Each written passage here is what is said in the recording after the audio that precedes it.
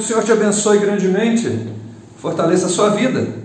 Que bom que você aceitou aí participar desse módulo, né? Que é um módulo mais simples, um módulo mais geral, aberto, né, a todo mundo, e específico na questão de que a gente quer observar um pouquinho o livro dos Salmos. Não é como a gente está no desafio de lermos esse livro tão maravilhoso, esse livro tão especial. A ideia era pensar algumas coisas. Então nós vamos falar sobre alguns salmos específicos, mas o meu propósito hoje aqui é fazer uma introdução, um sobrevoo. Então algo assim bem simples, das anotações particulares. Não vou aprofundar muito, como já disse, vou sobrevoar com algumas coisas com você. Possivelmente você vai ficar com algumas dúvidas depois, que uma pesquisa no Google pode te ajudar. A leitura de uma Bíblia que tem ali uma Bíblia de estudo, né, que tem uma introdução sobre o livro de Salmos, já vai ajudar você. Isso não ajudar, você procura a gente e a gente vai tentando te ajudar aí também, não é? O que eu quero é que você, o que eu quero aqui é colocar algumas coisas para você que vão te situar, não é, na leitura desse livro tão abençoado, não é, tão importante, que é o Saltério. Eu quero já pensar com você nessa visão geral que a gente está aqui dando para você, nessa ideia de que é um livro assim, muito especial, por uma série de questões. Um livro especial, um livro importante para nós todos, é um livro que edifica muito, e eu queria só pensar com você, não é, que ele impacta a vida de crentes e não crentes, não é? Por exemplo, você vai observar que existem alguns CDs com uma voz assim, bem bonita, narrando, por exemplo, o livro dos Salmos, né? Você vai achar isso em várias casas. Você vai observar simpatias em jornais, utilizando-se do livro dos Salmos. O Salmo de número 91, por exemplo, fica aberto em algumas estantes, porque algumas pessoas acham que tê-lo aberto podem espantar o mal, não é? Então, infelizmente, até crentes fazem isso, não é? E se esquecem, por exemplo, que o mal usou o Salmo 91 na tentação de Jesus, não é? Então, coisas assim tornam esse livro interessante da gente observar. Não é você, por exemplo, que está lendo, não é? Está lendo o livro de Salmos com a gente, está até fazendo esse curso aqui rapidinho com a gente. O que você sabe sobre o livro de Salmos? Não é? O que você já viu? Não é? Você já percebeu alguma coisa mais ou menos como essa que eu falei aqui? Simpatias, por exemplo, em trechos de jornal, já viu alguma coisa assim? Mas eu quero pensar com você então nesse livro que é assim tão importante, nesse livro que é tão especial, um livro muito citado por Jesus Cristo, um livro muito presente no Novo Testamento, não é? E eu quero observar com você alguma coisa que chama você a vir comigo, não é? Quero ver com você, por exemplo, algo importantíssimo que a gente tem aqui, e começando algumas características do livro de Salmos sobre os autores. Geralmente, o livro bíblico ele tem um autor, conhecido ou não, é? Por exemplo, o livro de Hebreus, não se sabe bem quem escreveu, mas o livro de Atos a gente sabe quem escreveu. E aí, essa é uma das diferenças. O livro de Salmos, ele tem diversos autores, não é? E esses autores, eles vivem em épocas diferentes, em contextos sociais diferentes, eles têm cultura diferente, eles têm desenvolvimento intelectual diferente, têm funções diferentes no meio do povo, certo? Então, isso já é uma característica do livro de Salmos, que ele tem vários escritores, não é? Vários autores. E daí surge uma questão, então. Aliás, deixa eu pensar em alguns dos autores com você, né? Davi, por exemplo. Davi parece que é o maior autor, né? O maior escritor. Me entenda quando eu uso o termo autor, né? O autor da Bíblia, nós sabemos que é o Espírito Santo. A mente por trás, o inspirador é o Espírito Santo. Os homens escrevem, né? Aquilo que o Espírito inspira. Então, quando eu usar autor aqui, eu estou falando do ponto de vista humano, mas já feita essa ressalva que você já entende bem. Então, o livro de Salmos, por exemplo, nós vamos encontrar Davi como o maior autor dos Salmos, o maior escritor de Salmos. Ele escreve, acredita-se, 73 Salmos. Você sabe, Davi era um músico, Davi era um pastor de ovelhas, Davi era um poeta, Davi foi um grande guerreiro, experimentou a vida de fugitivo, a privação de um desterrado, e depois vive como rei de toda uma nação, um rei poderoso, vitorioso, que cumpre um propósito grande de unificação daquelas tribos todas naquela época, etc. e tal. E ele é um dos escritores do livro de Salmos. Pensa nessa característica. Uma coisa que eu preciso observar também sobre Davi: um pecador confrontado, um pecador confesso, não é um pecador arrependido. Observe Davi, essas características todas a gente percebe nesse escritor, nesse autor do livro de Salmos. Salomão, seu filho, um homem mais sábio de toda a terra, segundo a palavra de Deus, nunca houve ninguém mais sábio do que ele. Ele vai escrever 2 salmos, Salmo 72 e o Salmo 127, por exemplo.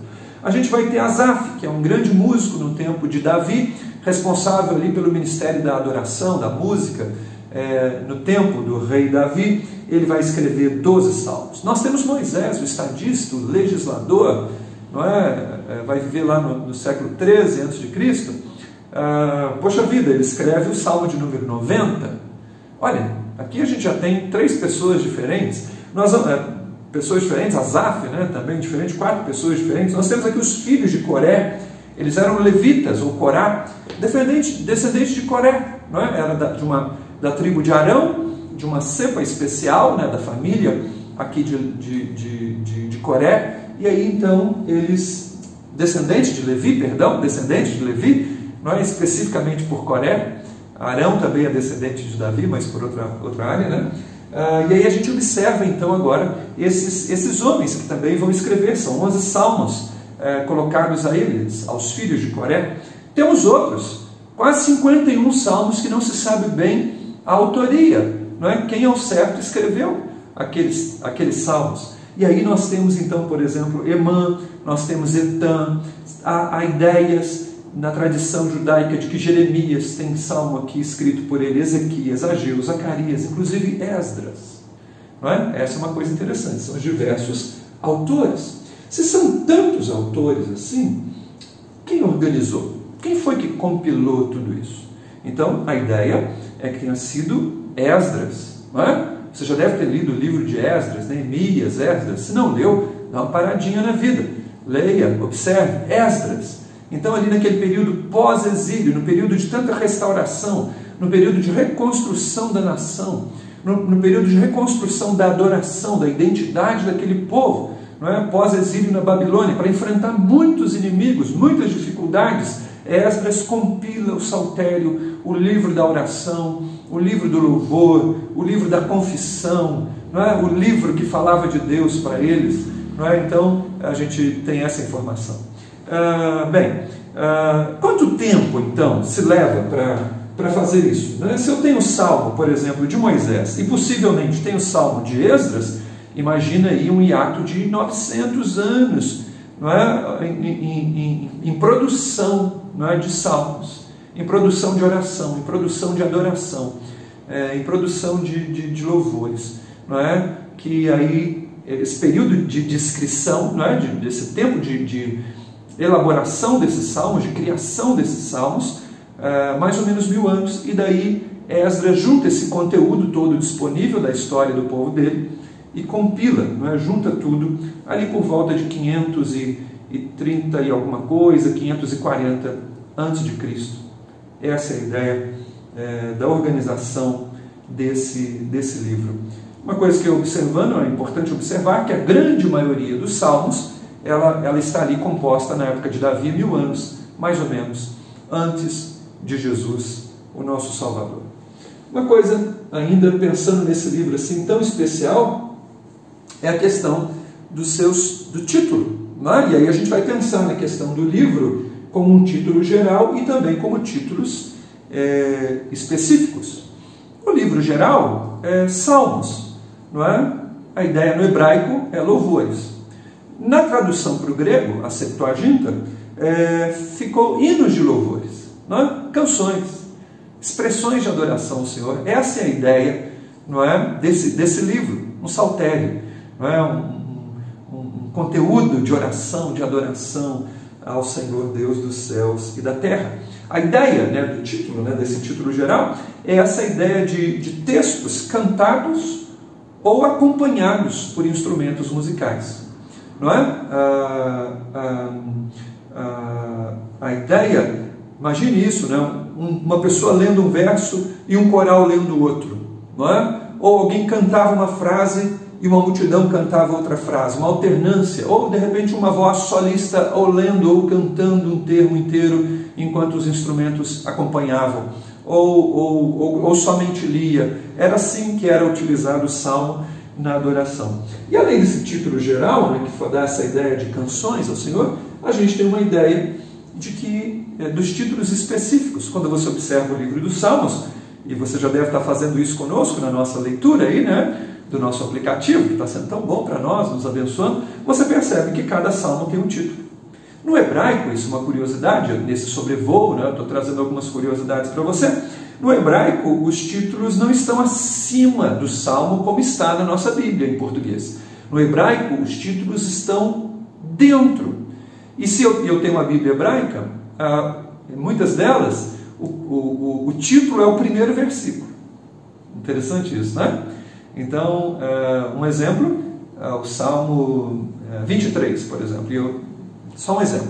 Então, o versículo 1 não é "O Senhor é o meu pastor", né? É o título do Salmo. Entende isso? Então, em alguns salmos são dessa maneira.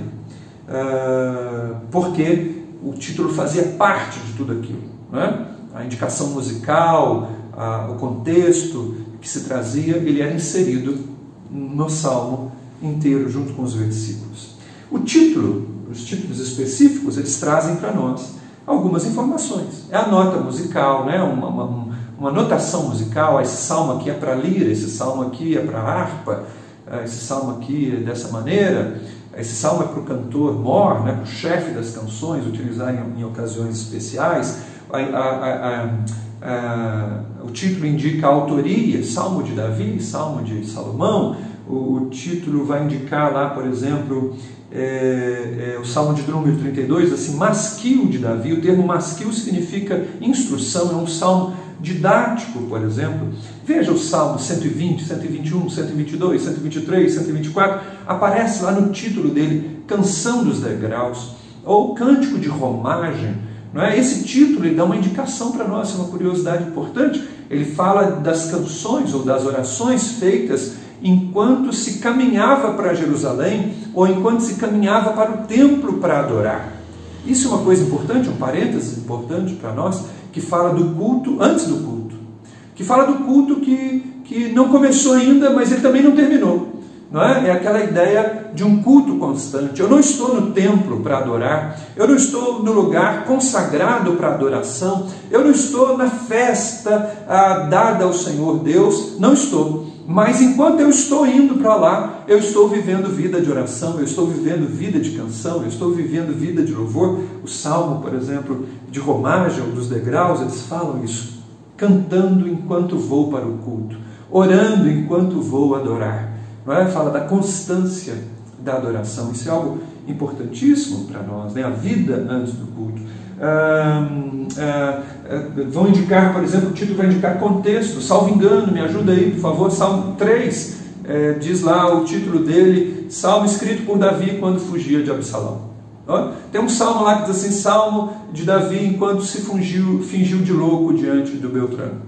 Então, os contextos, né? Uma curiosidade aqui que eu queria já adiantar para você, que tem a ver com a estrutura do salmo, é uma palavrinha que aparece sempre nos salmos, é Selá.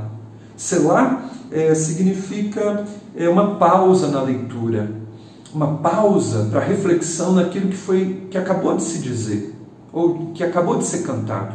Uma pausa ao som dos instrumentos, uma reflexão, não é? Na vida acerca daquilo que foi lido, aquilo que foi dito antes, Selá, uma pausa. É interessante que você vai observar, e eu até trouxe essa curiosidade, o Salmo 9, versículo 16, aparecem duas palavras. A primeira é Rigaion e a outra é Selá. Rigaion é um interlúdio solene, não é? Também uma pausa agora específica, porque agora o instrumento, a harpa, não é? Seria tocada nesse momento num tom mais grave, não é? O ambiente se criaria, parece que um ambiente mais denso, a música tinha essa função de criar um prelúdio um pouco mais denso, tá vendo? Palavras como essas vão aparecer aqui e ali no título dos Salmos, você pode procurar, repito, no Google, já vai te dar informação. Às vezes a sua Bíblia está até traduzida, não é? Por exemplo, o Salmo 12, lá no título dele, começa assim, Sheminite. Sheminite era uma espécie de harpa, uma lira de 8 cordas. Significa que quando aquele salmo fosse lido, fosse cantado, fosse proclamado diante do Deus de Israel, uma harpa, uma lira de 8 cordas deveria estar soando enquanto isso era feito. Imagine o ambiente, né? Imagine a solenidade, ou a vibração, né? Quando a orquestra e os tambores soavam, né?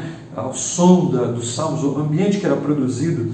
Isso tudo a gente fica pensando e deve ter em mente aí na leitura dos salmos. Partindo aqui da metade para o fim, eu queria pensar um pouquinho com você ainda sobre esse livro tão especial, que é nessa questão aqui importante do assunto. Qual é a temática? Qual é a temática? Bom, como a gente pode perceber, os assuntos são os mais variados.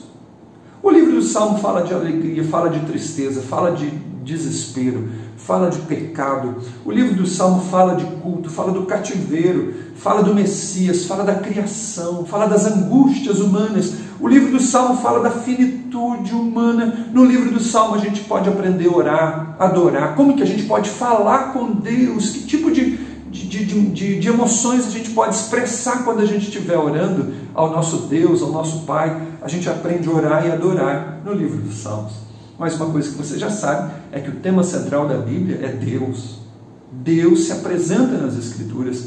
Veja Deus em Salmos, veja como ele se apresenta. Não é um tema, como ele é apresentado, né?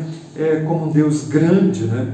Um Deus belo, um Deus santo, um Deus que se afasta do mal, um Deus que se ira contra o mal, um Deus justo. Veja o salmista, o Espírito falar através do salmista sobre um Deus que governa e reina sobre todas as coisas, absolutamente. Um Deus que se ri da sabedoria humana, um Deus que se ri da força das estratégias humanas, um Deus exaltado. Veja o Senhor se apresentando no livro dos Salmos, como Ele quer se revelar. O livro dos Salmos é maravilhoso, a gente aprende muita coisa sobre o Senhor no livro dos Salmos. Então, leia atentamente, observe isso. Então, esse é o assunto dos Salmos. O Senhor, como a gente fala com Ele, como a gente confessa a sua grandeza, como a gente confessa a nossa finitude, como a gente confessa os nossos pecados diante desse Deus que insiste em se revelar e faz isso de uma maneira tão clara, no Saltério. Uma coisa, avançando aqui, além do assunto, a questão da organização. Você precisa entender isso. O livro dos Salmos, ele é organizado em 5 livros, 5 livros. Então, um livro só, o Saltério, um só, Salmos. Mas dentro dele, 5 livros específicos.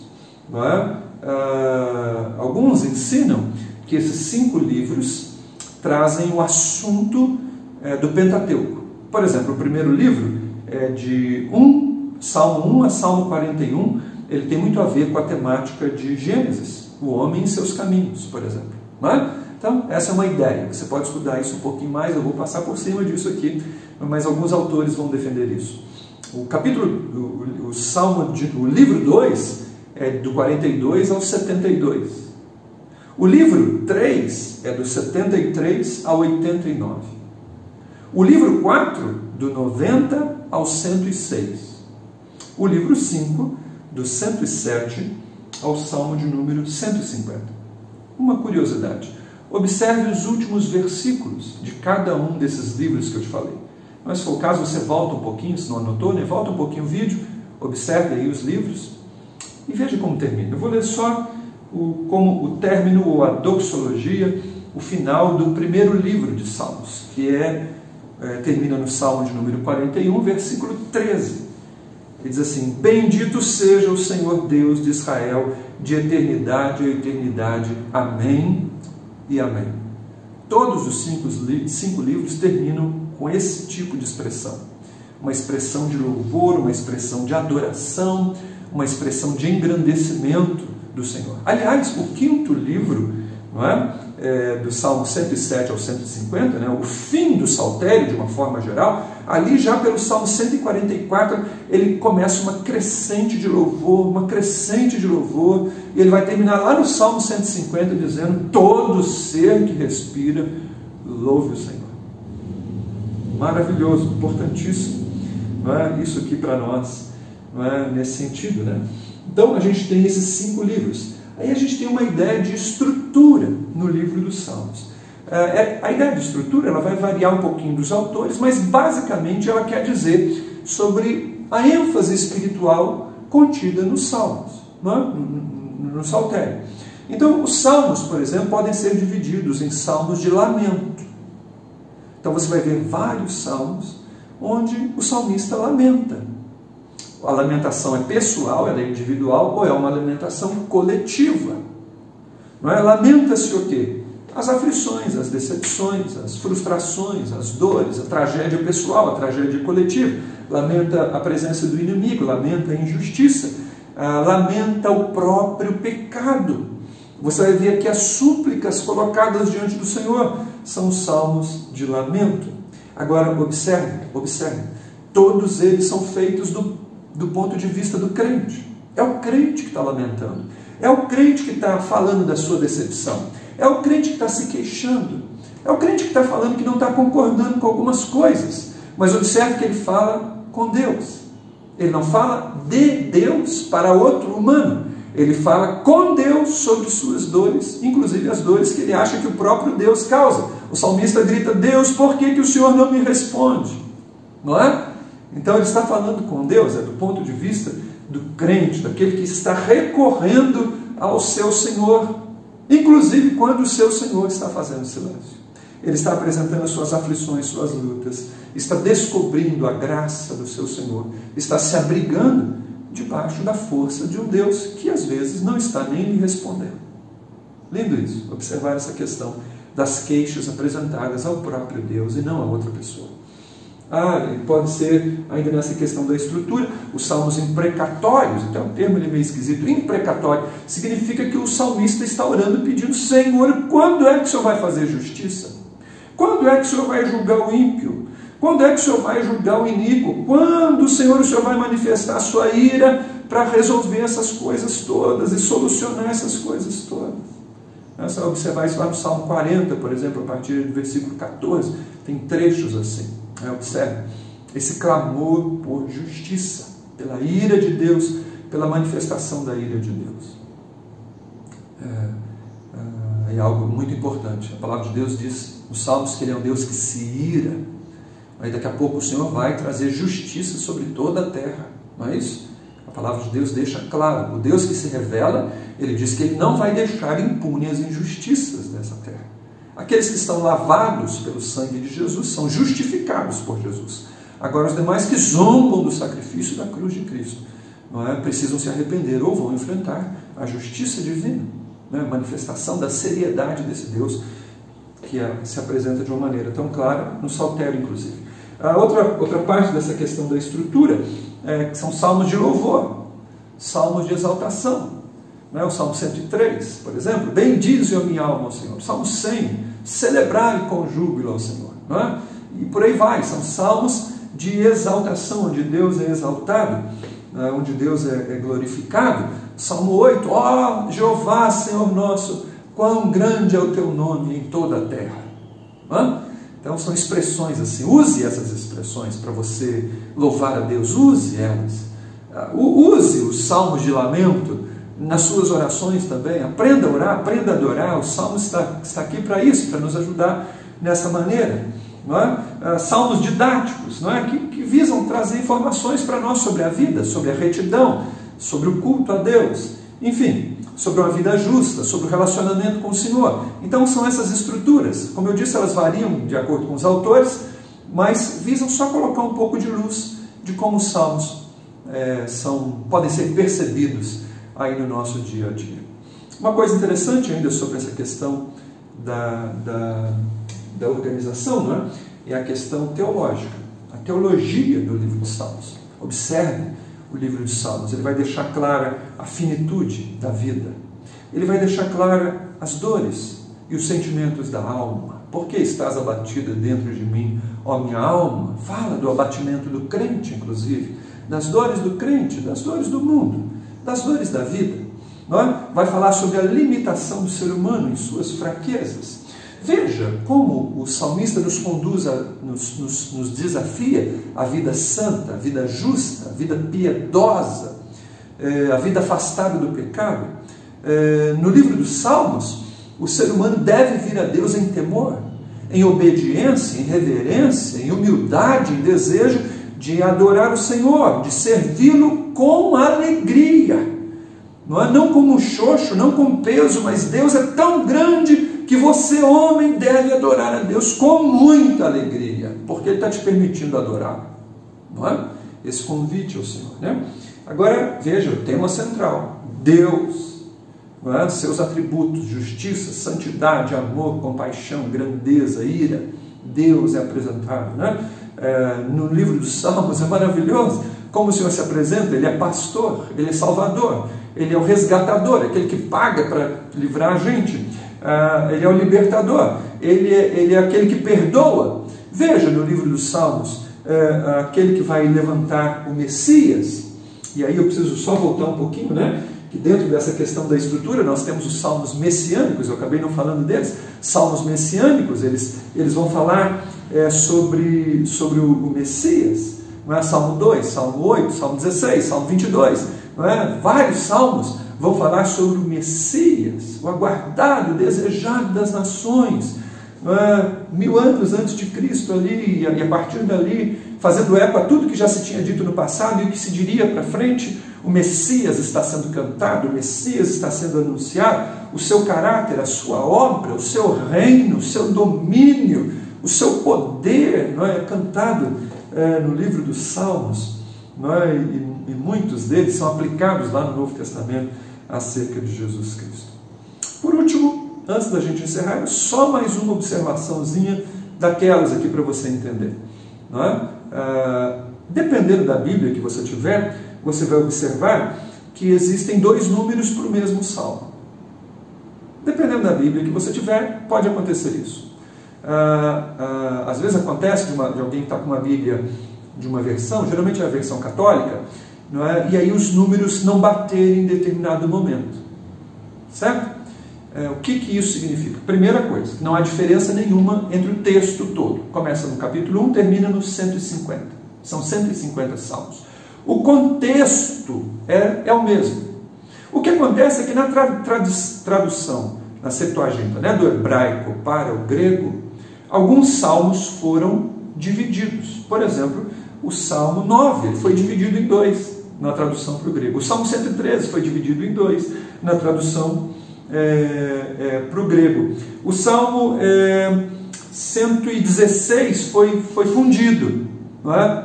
Então são coisas assim que estão acontecendo que vão gerar uma divisão numérica, porém não um erro, uma não congruência no conteúdo. O conteúdo é o mesmo, não há diferença no conteúdo, há diferença numérica aqui e ali. Tudo bem? Então, por exemplo, o Salmo 10, né, você vai observar na sua Bíblia, dependendo, o Salmo 9 vai ter uma parte do Salmo 10 e assim vai, tá certo? Então há uma questão de diferença de números, mas ela não atinge o conteúdo e nem a totalidade dos salmos. É uma questão de um salmo ter sido dividido aqui e outros 2 terem sido fundidos aqui, e aí aconteceu isso, tá certo? Ótimo. Eu imagino que nesse sobrevoo eu tenha ajudado você de alguma maneira, trazido aí uma outra informação. E aqui eu só queria concluir com você. É palavra inspirada de Deus. É palavra do Espírito Santo para mim e para a sua vida. É texto atual para nós nos alimentarmos. É importante você decorar o livro dos Salmos. Eu desafiar você a decorar o Salmo do número 27, por exemplo. Decorei ele, tenho ele decorado. De vez em quando eu gaguejo, mas eu vou lá no Salmo 27 todinho, Salmo 23, Salmo 91, Salmo 100, Salmo 121. Vamos decorar a palavra de Deus. É muito importante a gente fazer isso para a gente ter esses textos e recitá-los no dia mau. O dia mau sempre chega. E é possível e é importante a gente ter a palavra de Deus em nossa mente, em nosso coração, em nossos lábios, para a gente proclamar. Uma outra observação que eu quero fazer com você, além de decorar, é, durante a leitura do livro do Salmo que a gente está fazendo, ore. Você está lendo o Salmo, Salmo 43, por exemplo. Ó Deus, faz-me justiça e defende minha causa. Olha só, uma boa oração. Às vezes está com problema lá no trabalho, está com problema com o filho, está com problema na igreja, está com problema na vizinhança. Não leia só o Salmo. Encarne a oração. Ore junto. Não é? Salmo 100, por exemplo, quando você for ler, celebrai com júbilo ao Senhor, celebre com júbilo, participe da oração. Salmo 42, porque está abatida dentro de mim a minha alma, pregue para você mesmo, espere em Deus, eu ainda o louvarei. Não é? Então, faça isso, aproveite a leitura e deixe o Espírito Santo ir edificando você. Eu espero que esses 31 minutos que a gente ficou junto aqui possa ter te ajudado de alguma maneira, abençoado o seu coração. Às vezes é possível que tenha ficado alguma dúvida. Se você não conseguir saná-la por si mesmo, aí na sua Bíblia de estudo ou numa pesquisa simples que você faça, ou um outro livro que você possa observar, você entra em contato com a gente. Nós estamos aqui para servir você. Desejo desafiar você desse salmo, que você seja edificado pela poderosa palavra de um Deus vivo que nós servimos. E que você possa dizer como salmista lá no Salmo 119, ó quanto amo a tua lei, ó quanto amo a tua palavra, ó quanto amo a meditação, ó quanto eu amo, Senhor, a ouvir do Senhor, estar com o Senhor. Que isso seja uma boa declaração do seu coração e do meu também. Deus abençoe você. Eu só queria fazer uma oração para a gente encerrar esse tempo. Senhor, eu oro com meu irmão, minha irmã que está aqui, ficou esses minutos comigo, que esse breve estudo que a gente fez aqui possa gerar um apetite, um fervor, possa ajudar, possa esclarecer, e que mais do que conhecimento só da mente, Deus, a gente possa estar cheio de uma fé viva, que o conhecimento desça da nossa mente para o nosso coração, se transforme em prática, e aí a gente amadureça, a gente fica mais livre, a gente te conheça melhor. Que seja assim. Abençoa, Deus, esse meu irmão e minha irmã, toda a sua família, seja abençoado. E fala, Deus, ao nosso coração, enquanto nós estamos aqui lendo essa palavra poderosa do Senhor. É a minha oração por mim, por eles, em nome de Jesus. Amém. Deus abençoe, vida de Deus aí, paz do Senhor sobre você, sobre toda a sua casa. Com Deus.